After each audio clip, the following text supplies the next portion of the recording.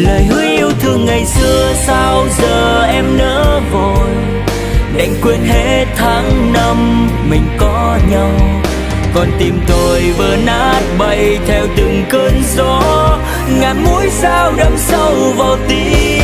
Còn có vui chi được không khi tình yêu chán trường, ngày xưa đã hứa yêu chỉ mỗi tôi, nhưng hôm nay đã khác người đành lòng thay đổi. Cuộc sống xa hoa hơn là tôi hết rồi. Khi xưa lần đầu mới gặp em, trái tim anh như ngừng đập, và anh tin mình đã tìm được một hạnh phúc xứng đáng trong tình yêu.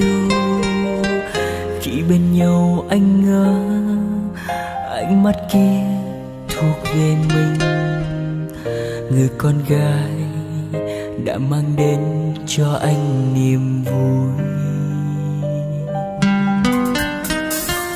Nhưng anh đâu ngờ đến hôm nay dối gian trong em hiện ra. Bao ngây thơ ngày đó đâu em, người vì ai cất bước xuyên tình ta. Ta chia tay em nhé, ngày xưa đã hứa yêu chỉ mỗi tôi, nhưng hôm nay đã khác người đành lòng thay đổi. Cuộc sống xa hoa hơn là tôi hết rồi.